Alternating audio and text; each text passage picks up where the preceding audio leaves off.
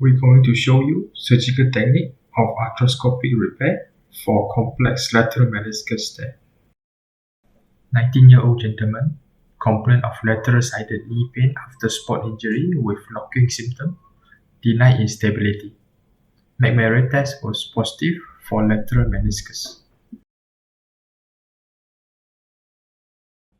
MRI review complex tear of posterior horn of lateral meniscus.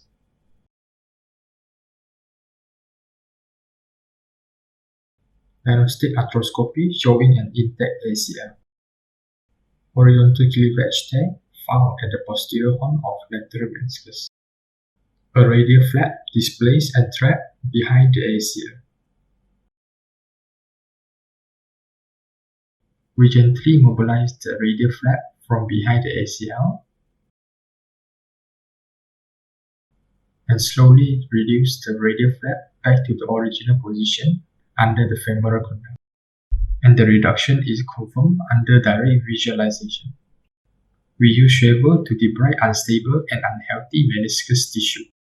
We use sharp needle for trephination to promote vascularization for meniscus tissue. We also use diamond rasper to wrap the tear site to promote the healing.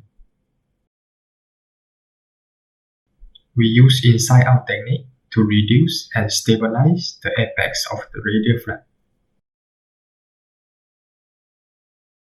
Second pair of inside-out suture is used to provide extra stability to the unstable radial flap. For longitudinal tear of posterior horn, we use all inside technique. The suture devices are placed under direct visualization. First limb of suture are deployed, and suture devices are carefully moved to the new location. Second limb of the first suture is deployed. The suture device is carefully moved out from the joint to prevent damage to the cartilage. Knot pusher is used for knot tying, and the suture is cut with suture cutter. We place the second pair of all inside suture 1 cm lateral to the first pair.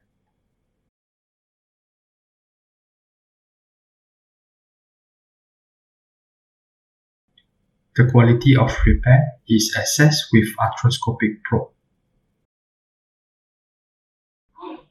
Gap was noted near the apex of the radial tear. Hence, we decide to put third pair of all inside suture. Viewing from medial portal for better assessment of quality of repair. We use arthroscopic probe to assess stability of the repair. We perform microfracture at lateral femoral condyle to promote healing to our repair. For knot tying of inside-out suture, we made an incision over lateral aspect of the knee joint. Blunt dissection carried out down to the joint capsule. Suture for the inside-out technique deliver out through the incision. We tie the knot directly onto the capsule. 9 months after surgery, patient has full extension and full flexion with no limitation of daily activity. McMurray test is now negative for the lateral meniscus. 9 months after surgery, MRI show well-healed meniscus and normal meniscus contour. Thank you for watching the video.